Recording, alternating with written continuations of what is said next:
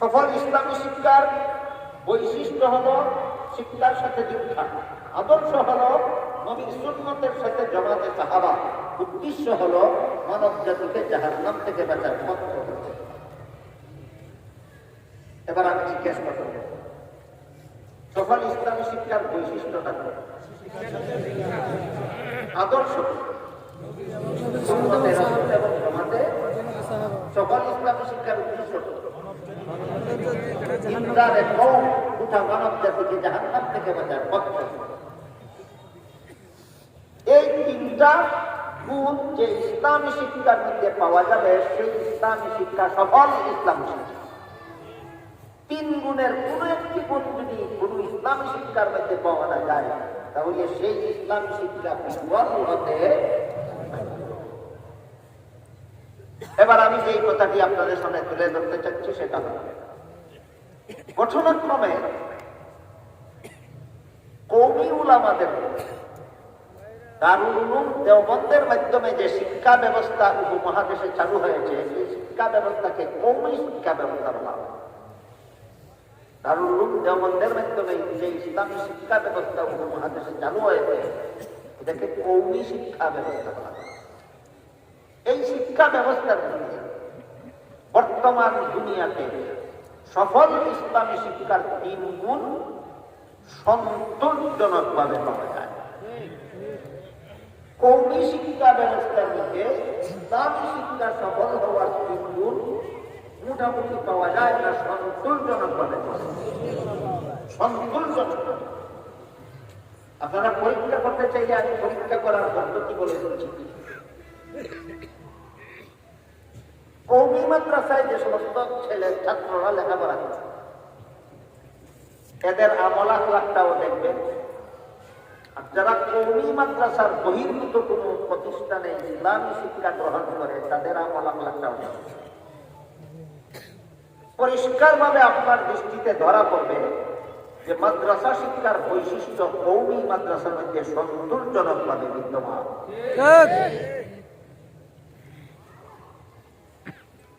কওমি শিক্ষায় শিক্ষিত আলেমগণই সুন্নতে রাসূল এবং জামাতে সাহাবাকে আদর্শ মাপকাঠি মানার উপর ইসপাত কঠিন ঘটক।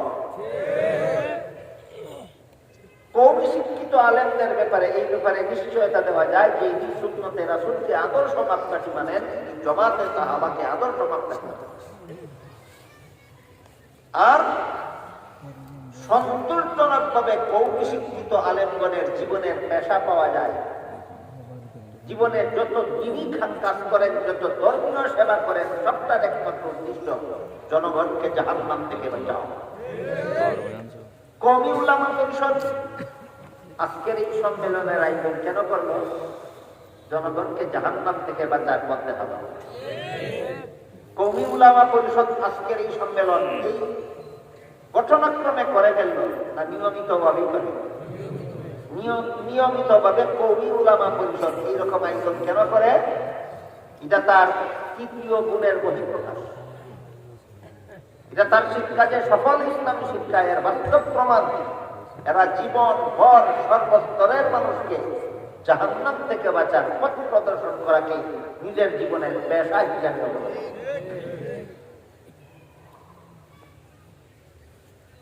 বর্তমান দুনিয়াতে যত ধরনের ইসলামী শিক্ষা প্রতিষ্ঠান, সবগুলি ইসলামী শিক্ষা সফল হওয়ার যে তিন গুণের কথা আল্লাহ কোরআনের সূরা তাওবার 122 নম্বর আয়াতে উল্লেখ করে দিয়েছেন, সেই তিন গুণ সবগুলি ইসলামী শিক্ষা প্রতিষ্ঠানের তুলনায় সবচেয়ে বেশি এবং সন্তোষজনক ভাবে একমাত্র কওমি মাদ্রাসায় পাওয়া যায়। এই কথাগুলি সর্বস্তরের মুসলমানদের জানা থাকা দরকার। কেন? কারণ সর্বস্তরের মুসলমানদের মধ্যে যারাই নিজেদের সন্তানদেরকে মাদ্রাসায় লেখাপড়া করতে চায়, তাদের জানা থাকা দরকার যে কোন মাদ্রাসায় দিলে আমার ছেলে সঠিক ইসলামী শিক্ষা গ্রহণ করতে পারবে, সফল ইসলামী শিক্ষা গ্রহণ করতে পারবে, আর কোন মাদ্রাসায় দিলে আমার সন্তান ইসলামী শিক্ষা গ্রহণ করতে পারবে কিন্তু সে শিক্ষাটা হবে বিফল। এ ব্যাপারে সতর্ক হওয়ার জন্য সর্বস্তরের মুসলমানদের এই কথাগুলি জানা দরকার।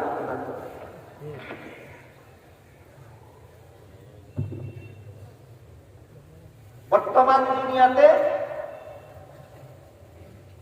একমাত্র কওমি মাদ্রাসার মধ্যে এই 3 গুণ ইসলামী শিক্ষা সফল হওয়ার 3 গুণ সন্তোষজনকভাবে পাওয়া যায়।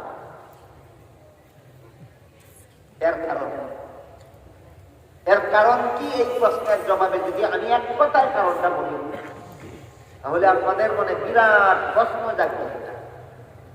ইনশাআল্লাহ আপনারা ধৈর্যের সাথে শুনলে আমি পরে প্রশ্নের জবাবটাও দেব। কাজেই প্রশ্ন জাগুক, প্রশ্ন মনে রাখবেন, অপেক্ষায় থাকবেন, প্রশ্নের জবাবও আমি দেব। কিন্তু এক কথায় বলা মাত্রই হয়তো সকালে বুঝবেন না প্রশ্নের জবাব। বর্তমান দুনিয়াতে আল্লাহর কোরআনে বর্ণিত সফল ইসলামী শিক্ষার 3 গুণ সন্তোষজনকভাবে একমাত্র কওমি শিক্ষা ব্যবস্থায় পাওয়া যায়। কেন? এর একমাত্র কারণ হলো এই কওমি শিক্ষা ব্যবস্থা স্বয়ং মুহাম্মদুর রাসূলুল্লাহর প্রবর্তিত শিক্ষা ব্যবস্থা। কওমি শিক্ষা ব্যবস্থা মুহাম্মদুর রাসূলুল্লাহর প্রবর্তিত শিক্ষা ব্যবস্থা। আমি আগেই বলেছি, উপমহাদেশে যে কওমি শিক্ষা ব্যবস্থা চালু হয়েছে, চালু করেছে, সর্বপ্রথম এই শিক্ষা ব্যবস্থা চালু করেছে দারুল উলুম দেওবন্দ মাদ্রাসা। সমস্ত কওমি মাদ্রাসার প্রথম মাদ্রাসা, সমস্ত কওমি মাদ্রাসার প্রধান মাদ্রাসা, সমস্ত কওমি মাদ্রাসার মডেল হলো দারুল উলুম দেওবন্দ মাদ্রাসা। কোন মাদ্রাসা? দারুল উলুম দেওবন্দের অনুসরণে পরবর্তীতে যত দেশে যত মাদ্রাসা প্রতিষ্ঠিত হয়েছে, সেই মাদ্রাসাগুলিকেই কওমি মাদ্রাসা বলা হয়। তাহলে সর্বপ্রথম কওমি মাদ্রাসা হলো দারুল উলুম দেওবন্দ মাদ্রাসা। এই কওমি শিক্ষা ব্যবস্থাটা মুহাম্মদুর রাসূলুল্লাহর প্রবর্তিত কিভাবে হবে? আগেই বলেছি, প্রশ্ন জাগবে পরে, জাগলে পরে প্রশ্নের জবাব বোঝার জন্য একটু ধৈর্যের সাথে মনোযোগে শোনার চেষ্টা করবেন। উপমহাদেশের ইতিহাস পর্যালোচনা করলে দেখা যায় উপমহাদেশের 3 প্রকার মাদ্রাসা শিক্ষার বিবরণ করা। এক প্রকার মাদ্রাসা শিক্ষা ব্যবস্থা চালু ছিল মুঘল শাসনামলে, ইংরেজরা এই দেশের শাসন ক্ষমতা জবরদখল করার আগে। আর এক প্রকার শিক্ষা ব্যবস্থা এই দেশে ইসলামী শিক্ষা ব্যবস্থা চালু হয়েছিল 1781 খ্রিস্টাব্দে। তৃতীয় প্রকার শিক্ষা ব্যবস্থা, যেটাকে কওমি শিক্ষা ব্যবস্থা বলা হয়, এটা তৃতীয় পর্যায়ে এই দেশে চালু হয়েছে 1866 খ্রিস্টাব্দে। 1781 খ্রিস্টাব্দের আগে ছিল এক ধরনের ইসলামী শিক্ষা ব্যবস্থা। 1781 সাল থেকে চালু হইল দ্বিতীয় ধরনের ইসলামী শিক্ষা ব্যবস্থা। 1866 সাল থেকে চালু হলো তৃতীয় ধরনের ইসলামী শিক্ষা ব্যবস্থা। সুতরাং আমাদের উপমহাদেশে ইসলামী শিক্ষা ব্যবস্থা কত রকম? 3 রকম ইসলামী শিক্ষা ব্যবস্থা। 3টা নমুনা আমি আপনাদের কাছে বলি। 1781 খ্রিস্টাব্দের আগে যখন মুঘলরা এই ভারত উপমহাদেশ শাসন করতেন, মুঘল শাসকরা, তখন সমগ্র ভারতে প্রায় 12 লক্ষ মাদ্রাসা ছিল। প্রায় সমস্ত মাদ্রাসার নামে ওয়াকফ সম্পত্তি ছিল। মাদ্রাসার নিজস্ব সম্পত্তির আয়ের দ্বারাই মাদ্রাসার সারা বছরের ব্যয় বার করতে হবে। এই জন্য তখনকার মাদ্রাসাগুলি খরচের জন্য সরকারের কাছেও হাত পাততে হতো না, পাবলিকের কাছেও হাত পাততে হতো। আমাদের বর্তমান বাংলাদেশে 2 ধরনের মাদ্রাসা শিক্ষা চালু হয়েছে। একটা হলো সরকারি মাদ্রাসা শিক্ষা ব্যবস্থা, আর একটা হলো কওমি মাদ্রাসা শিক্ষা ব্যবস্থা। সরকারি মাদ্রাসা শিক্ষা ব্যবস্থা সম্পূর্ণ সরকারি আর্থিক অনুদানের উপর নির্ভরশীল, আর কওমি মাদ্রাসা শিক্ষা ব্যবস্থা সম্পূর্ণ কওম বা জনগণের আর্থিক সহযোগিতার উপর নির্ভরশীল। কিন্তু 1781 খ্রিস্টাব্দের আগে মুঘল আমলে যে ভারত উপমহাদেশে প্রায় 12 লক্ষ মাদ্রাসা ছিল, একটাও সরকারি সাহায্যের মুখাপেক্ষি ছিল না, কওমের সাহায্যের মুখাপেক্ষি ছিল না। এই মাদ্রাসাগুলি নিজস্ব সম্পত্তির আয়ের দ্বারাই চলতে হবে। আমার কথা বুঝে থাকতে বলুন তো, তখনকার মাদ্রাসাগুলি খরচের জন্য সরকারের মুখাপেক্ষি ছিল না, পাবলিকের মুখাপেক্ষি ছিল। কারণ তাহলে ওইগুলিকে সরকারি মাদ্রাসাও বলা চলে না, ওইগুলিকে কওমি মাদ্রাসাও বলা চলে না, ওইগুলিকে বলা যায় স্বয়ং সম্পূর্ণ মাদ্রাসা। মুঘল আমলে ভারতে যে উপমহাদেশে যে প্রায় 12 লক্ষ মাদ্রাসা ছিল, এগুলি কোনো কৌমি মাদ্রাসা ছিল না, এগুলি কোনো সরকারি মাদ্রাসা ছিল না, এগুলি ছিল স্বয়ং সম্পূর্ণ মাদ্রাসা। তারপর 17 শতাব্দীর প্রথম দিকে ইংরেজরা বাণিজ্যের সুপায়, বাণিজ্যের বাহানায় আমাদের উপমহাদেশে প্রবেশ করার পর ইস্ট ইন্ডিয়া কোম্পানি নামে কোম্পানি স্থাপন করে এর মাধ্যমে চলে বলে কৌশলে 100 বছরের ভিতরে সমগ্র ভারতের শাসন ক্ষমতা ডাকাতের দল জবরদখল করে দিয়েছে। বুঝে থাকলে বলুন, ইংরেজরাই আমাদের উপমহাদেশে ঢুকেছিল কিসের বাহানায়? ব্যবসার বাহানায়। কাজটা কি করেছিল? কাজটা করেছিল কৌশলে আমাদের শাসন ক্ষমতা জবরদখল করে দিয়েছে। ইংরেজরা এই দেশের শাসন ক্ষমতা জবরদখল করে নিয়ে যাওয়ার পর 12 লক্ষ মাদ্রাসার নামে যত সম্পত্তি লক্ষ ছিল সবগুলি সরকারে বাজেয়াপ্ত করে দিয়েছে। যে সম্পত্তির আয়ের দ্বারা মাদ্রাসা চলত, সেই সম্পত্তি যখন সরকারিকরণ হয়ে যায় তখন অটোমেটিকলি সবগুলি মাদ্রাসা বন্ধ হয়ে যায়। প্রথম প্রকার মাদ্রাসা শিক্ষা ব্যবস্থা এখানেই বিলুপ্ত। প্রথম প্রকার মাদ্রাসা শিক্ষা ব্যবস্থা এখানেই বিলুপ্ত। তখন সমগ্র ভারত উপমহাদেশ ইংরেজরা শাসন করে। এমন অবস্থায় কলিকাতা এলাকায় বসবাস করতেন একজন বিখ্যাত বুজুর্গ আলেম, নাম ছিল তার মোল্লা মাজেদুদ্দিন রহমতুল্লাহ। তার মাধ্যমে কলিকাতা এলাকার মুসলমানেরা ইংরেজ সরকারের কাছে একটা আবেদন পেশ করলেন যে তোমরা আমাদের দেশের সবগুলি মাদ্রাসা বন্ধ করে দেওয়ার কারণে মুসলমানদের ছেলে পেলেদের ইসলামী শিক্ষা বন্ধ হয়ে গেছে, কাজেই সরকার নিজের খরচে কলিকাতায় একটা মাদ্রাসা যেন প্রতিষ্ঠা করা যায়, যে মাদ্রাসা প্রতিষ্ঠিত হবে সরকারি খরচে, যে মাদ্রাসা পরিচালিত হবে সরকারি খরচে। এই আবেদন কলিকাতার বাসিন্দা মোল্লা মাজেদুদ্দিনের মাধ্যমে ইংরেজ সরকারের কাছে করার পর ইংরেজ সরকার এই আবেদন মঞ্জুর করে 1781 খ্রিস্টাব্দে লর্ড ওয়ারেন হেস্টিংস কলিকাতায় একটা মাদ্রাসা প্রতিষ্ঠা করে দেয়, নাম দেয় কলিকাতা আলিয়া মাদ্রাসা। এখান থেকে আলিয়া মাদ্রাসার ইতিহাস শুরু হয়। সরকারি মাদ্রাসার ইতিহাস এখান থেকে শুরু হয়। বুঝে থাকলে বলুন তো, কত সাল থেকে উপমহাদেশের সরকারি মাদ্রাসার ইতিহাসের সূচনা? 1781। কলিকাতা এলাকার মুসলমানদের আবেদন ক্রমে লর্ড ওয়ারেন হেস্টিংস 1781 খ্রিস্টাব্দে কলিকাতায় একটা মাদ্রাসা প্রতিষ্ঠা করে দেয়, যা সরকারি খরচে প্রতিষ্ঠিত, সরকারি খরচে পরিচালিত। নাম দেয় কলিকাতা আলিয়া মাদ্রাসা। আলিয়া মাদ্রাসা এর অর্থ হল উচ্চতর ইসলামী শিক্ষা প্রতিষ্ঠান। সেই মাদ্রাসাটা অবশ্যই উচ্চতর ইসলামী শিক্ষা প্রতিষ্ঠান, কিন্তু যেহেতু সেটা সরকারি খরচে পরিচালিত হইত, এই জন্য পরবর্তীকালে মাধ্যমিক ইসলামী শিক্ষা প্রতিষ্ঠান এমনকি নিম্ন স্তরের ইসলামী শিক্ষা প্রতিষ্ঠানকেও আলিয়া মাদ্রাসা বলা হতো, সরকারি খরচে পরিচালিত হচ্ছে। কাজে এখন উচ্চতর না নিম্নতর সেটা লক্ষণীয় ব্যাপার নয়।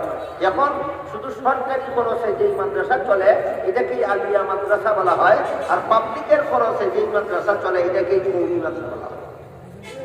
বিষয়টাকে আমি আপনাদের বুঝাতে পারলাম? ইংরেজ সরকার যেই মাদ্রাসা কলিকাতায় আলিয়া প্রতিষ্ঠা করে দিয়েছিল, নাম দিয়েছিল কলিকাতা আলিয়া মাদ্রাসা। পরবর্তীতে এই মাদ্রাসার অনুসরণে যত সরকারি মাদ্রাসা উপমহাদেশে প্রতিষ্ঠিত হয়েছে সবগুলিকে আলিয়া মাদ্রাসা বা সরকারি মাদ্রাসা বলা হয়। দ্বিতীয় প্রকার মাদ্রাসা শিক্ষার ইতিহাস এখান থেকে। এমন অবস্থায় তৎকালীন ভারতের সর্বশ্রেষ্ঠ আলেম ছিলেন হযরত শাহ আব্দুল আজিজ মুহাদ্দিসে দেহলভী রাহিমাহুল্লাহ। তিনি হযরত উমর ফারুক রাদিয়াল্লাহু আনহু। শাহ আব্দুল আজিজ দিল্লির বাসিন্দা ছিলেন, হযরত উমরের বংশধর ছিলেন। তিনি তৎকালীন ভারতের সবচেয়ে বড় আলেম ছিলেন। ইংরেজরা সর্বপ্রথম আমাদের শাসন ক্ষমতা জবরদখল করে দিল, দ্বিতীয় পর্যায়ে 12 লক্ষ মাদ্রাসা ধ্বংস করে দিল, তৃতীয় পর্যায়ে এই দেশে ইসলাম এবং মুসলমানদের বহুমুখী ক্ষতি সাধনের চক্রান্তে লিপ্ত হলো। এই সমস্ত অবস্থার প্রেক্ষিতে শাহ আব্দুল আজিজ একটা ঐতিহাসিক বিপ্লবী ফতোয়া জারি করলেন দেশে। সেটা হলো ইংরেজদের হাত থেকে দেশের স্বাধীনতা পুনরুদ্ধার করার জন্য মুক্তিযুদ্ধে অংশগ্রহণ করা সমস্ত মুসলমানদের জন্য ফরজ। একটা মুসলমানের জন্য মুক্তিযুদ্ধে অংশগ্রহণ না করে বেঁচে থাকা হালাল নয়। ইতিহাসের পাতায় এই কথাটা উল্লেখ আছে, বেঁচে থাকা হালাল নয়। ইংরেজের কাছ থেকে দেশ স্বাধীন করার জন্য মুক্তিযুদ্ধে অংশগ্রহণ না করে কোন মুসলমানদের জন্য বেঁচে থাকা হালাল নয়। এই জন্য ইতিহাসের পাতায় এই ফতোয়াটাকে বিপ্লবী ফতোয়া নামে আখ্যায়িত করা হচ্ছে। তখনকার উপমহাদেশের লোক সংখ্যা ছিল 40 কোটি, মুসলমান ছিল 10 কোটি আর অমুসলমান ছিল 30 কোটি।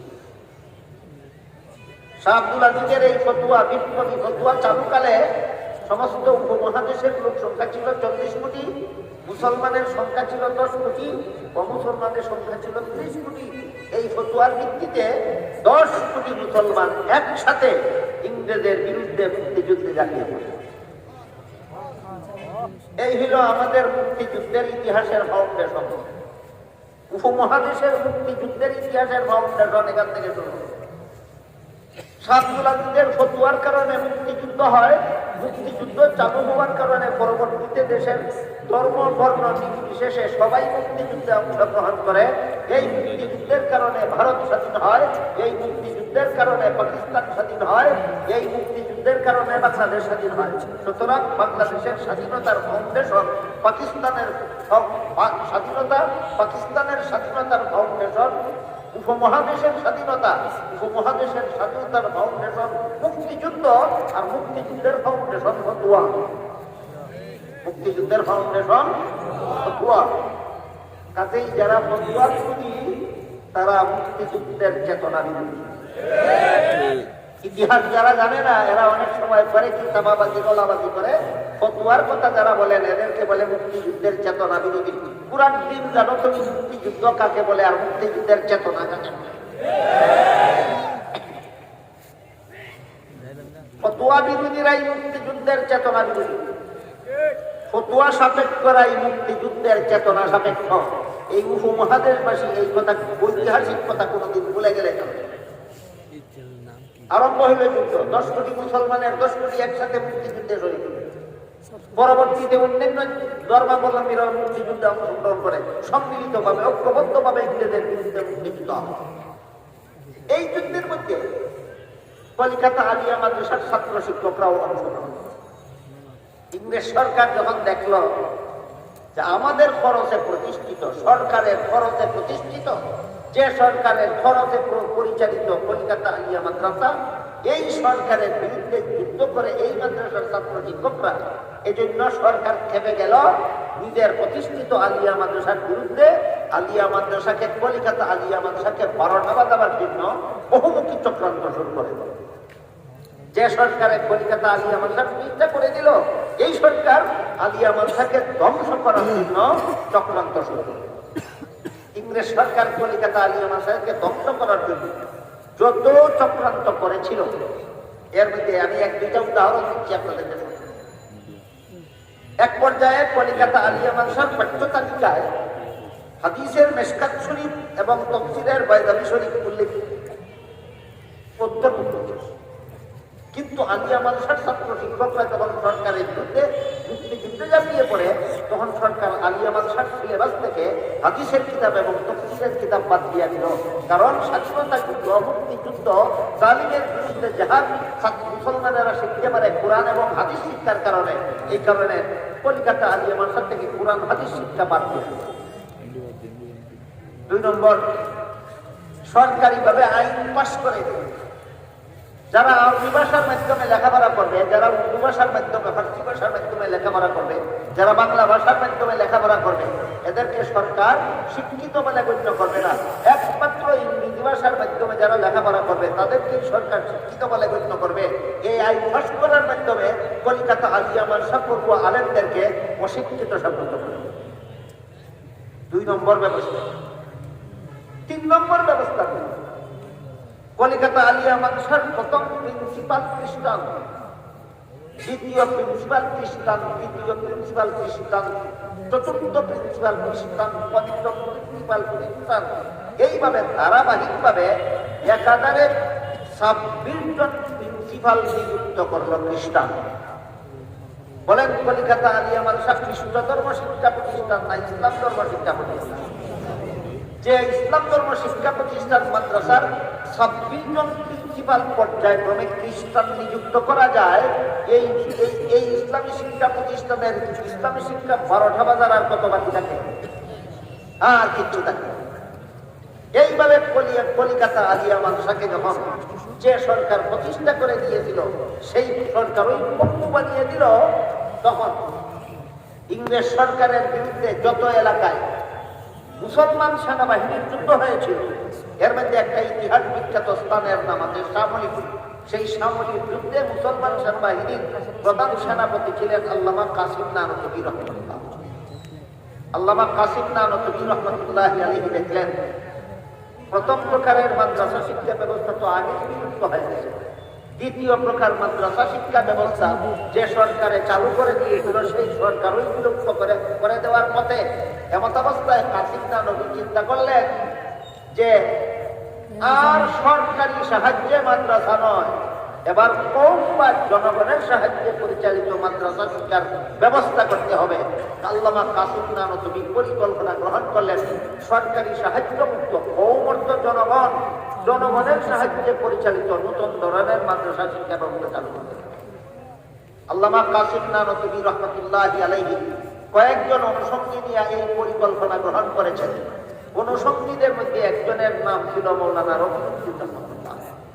মৌলানা রফিউদ্দিন রহমাতুল্লাহ আলাইহি স্বপ্নে দেখেন মুহাম্মদুর রাসূলুল্লাহ সাল্লাল্লাহু আলাইহি ওয়াসাল্লাম নিজের হাতের লাঠি মুবারক দ্বারা ভারতের উত্তর প্রদেশের দেওবন্দ নামক জনপদের এক জায়গায় রেখা টেনে দিয়ে বলে দিলেন, তোমাদের পরিকল্পিত কওমি মাদ্রাসার প্রথম ঘর আমার অঙ্কিত রেখায় রেখায় নির্মাণ করবে। এটা তো স্বপ্নের ঘটনা, স্বপ্নে গেল। স্বপ্ন যুগে রাসূল বলে দিলেন আমার লাঠির দ্বারা অঙ্কিত রেখায় রেখায় মাদ্রাসার ঘর নির্মাণ করবা।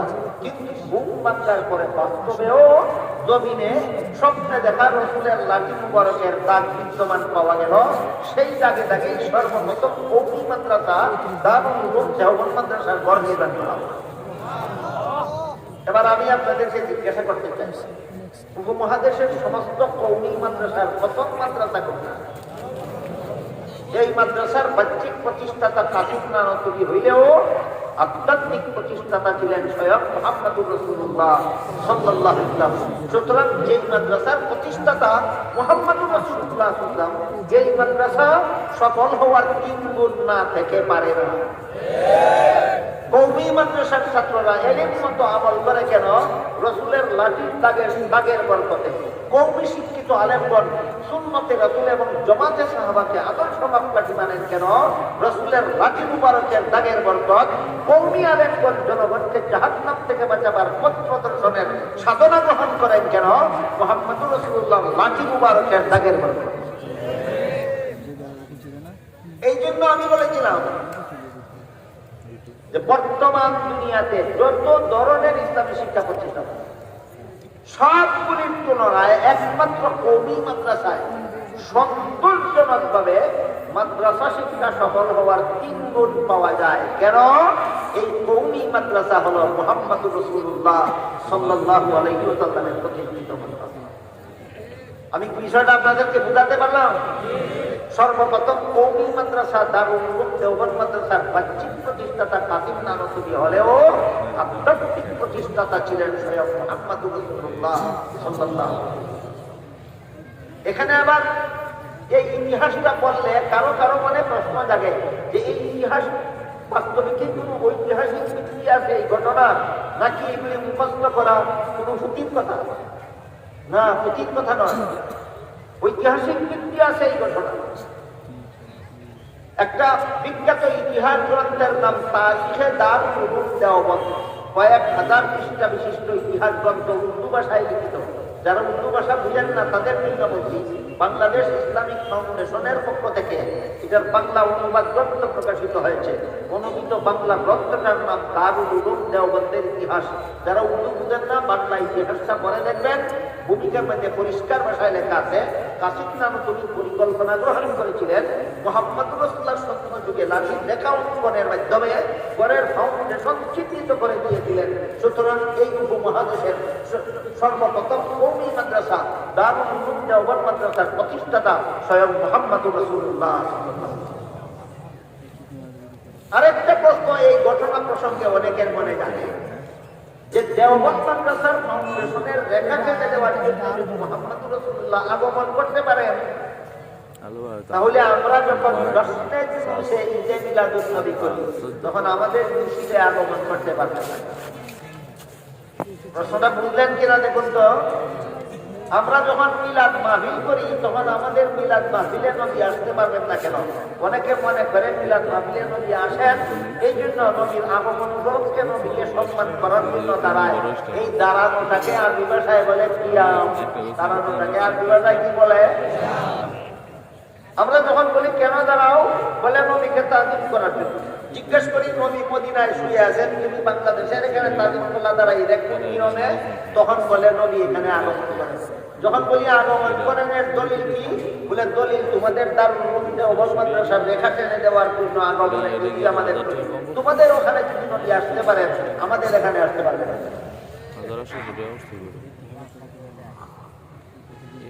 এবার আমি আপনাদের জিজ্ঞাসা করি, মদিনা শরীফে শায়িত নবীকে দেওবন্দের জমিনে রেখা টেনে দেওয়ার জন্য যদি আসতে হয়, তাহলে এটা নবীর অলৌকিকতা হয় না মদিনা শরীফের থেকেই যদি স্বপ্ন যুগে রেখা পৌঁছে দিতে পারেন তাহলে অলৌকিকতা হয়। নবীর বুজুর্গ কি হয়, ওইখানে এসে ডাক দিলে না না এসে ডাক পৌঁছাতে পারে। সুতরাং আমরা নবীর বুজুর্গিতে বিশ্বাসী। এখানে ডাক দেওয়ার জন্য নবীর আসতে হয় না, সেখানে থেকেই এখানে নবী ডাক দিতে পারে। এর দলিল হাদিসে আছে। জবালে আবি কুবাইস নামক পাহাড়ের চূড়ায় দাঁড়িয়ে নবী আকাশের চন্দ্রকে আঙ্গুল দ্বারা ইশারা করেছিলেন, 2 টুকরা হয়ে গেছে। আজকে নতুন শুনেছেন না আরো কোনদিন শুনেছেন? বলুন, নবীর আঙ্গুলের ইশারায় আকাশের চন্দ্র 2 টুকরা হয়েছিল। আকাশের চন্দ্র 2 টুকরা করেছিলেন আকাশে গিয়ে না জমিনে দাঁড়িয়ে? যে নবী জমিনে দাঁড়িয়ে আঙ্গুল দ্বারা ইশারা করলে আকাশের চন্দ্র 2 টুকরা হয়, সেই নবী রওজা শরীফে শুয়ে ইশারা করলে দেওবন্দের জমিনে দাগও হতে পারে না। সুতরাং নবী এখানে আসেননি, তোমাদের ওখানেও আসেন না। নবী দেওবন্দের মাটিতেও আসেননি, জশ্নে জুলুসেও আসেন না, মিলাদ মাহফিলেও আসেন না। এটা গেল যুক্তির ব্যাপার। এবার শুনুন দলিলের ব্যাপার। একটা সহিহ হাদিসে উল্লেখ আছে, রাসূল কারীম সাল্লাল্লাহু আলাইহি ওয়াসাল্লাম বলেন, আল আমবিয়াউ আহইয়াউন ফি কুবুরিহিম। নবী রাসূলগণকে দাফন করার পরে জীবিত হয়ে আপন আপন রওজা শরীফের ভিতরে থাকেন, ভিতরে থাকেন, ভিতরে থাকেন। নবী কি বলে গেছেন? রওজা শরীফে উম্মতের অনুষ্ঠানগুলিতে আগমন করেন না রওজা শরীফের ভিতরে থাকেন? নবী বলেন ভিতরে থাকেন, তুমি বলো বের হয়ে আসেন। তোমার কথা মানব না, নবীর কথা মানব। কাজে এই সমস্ত প্রশ্নের জবাবের পিছনে করার দরকার। আমি মূল কথা যেটা বলতে চেয়েছিলাম সেটা হইল, কওমি মাদ্রাসায় কওমি শিক্ষার মধ্যে সফল মাদ্রাসা শিক্ষার 3 গুণ সবচেয়ে বেশি পাওয়া যায় কেন? এটা মুহাম্মদুর রাসূলুল্লাহ প্রতিষ্ঠিত মাদ্রাসা। আমার চোখের দেখা কয়েকটা দেশের ঘটনা। আমার চোখের দেখা লন্ডনে যত মাদ্রাসা আলেম তৈরির উপযোগী প্রতিষ্ঠিত হয়েছে সবগুলি কওমি মাদ্রাসা। আমেরিকায় আলেম তৈরির উপযোগী যত মাদ্রাসা প্রতিষ্ঠিত হয়েছে সবগুলি কওমি মাদ্রাসা। কানাডায় আলেম তৈরি করার উপযোগী যত মাদ্রাসা প্রতিষ্ঠিত হয়েছে সবগুলি কওমি মাদ্রাসা। এক কথায় বর্তমান বিশ্বে সফল মাদ্রাসা থাকলে একমাত্র কওমি মাদ্রাসা। আমি বলেছিলাম যেহেতু কওমি উলামা পরিষদের উদ্যোগে আয়োজিত এই সম্মেলন, এই জন্য আপনাদের একটু বোঝা দরকার কওমি উলামা বলতে কি বোঝায়। কওমি উলামা বলতে বোঝায় ওই সমস্ত মাদ্রাসার বড় আলেমগণ যে মাদ্রাসা কওম বা জনগণের আর্থিক সহযোগিতায় চলে, আর যাদের মধ্যে মাদ্রাসা শিক্ষা সফল হওয়ার 3 গুণ সন্তোষজনক ভাবে পাওয়া যায়, যে 3 গুণের কথা আল্লাহ কোরআনে উল্লেখ করে দিয়েছেন। আমি বিষয়টা আপনাদেরকে বোঝাতে সক্ষম হলাম? আল্লাহ আমাদের সবাইকে মুহাম্মদুর রাসূলুল্লাহর প্রতিষ্ঠিত মাদ্রাসা কওমি মাদ্রাসাকে চিনার, কওমি মাদ্রাসাকে বোঝার, নিজের সন্তানকে কওমি শিক্ষায় শিক্ষিত করে তোলার তৌফিক দান করুন। সবাই বলুন আমিন। সুবহান রাব্বিকা রাব্বিল ইজ্জাতি আম্মা ইয়াসিফুন ওয়া সালামুন আলাল মুরসালিন ওয়ালহামদুলিল্লাহি রাব্বিল আলামিন। যারা দোয়াতে শরীক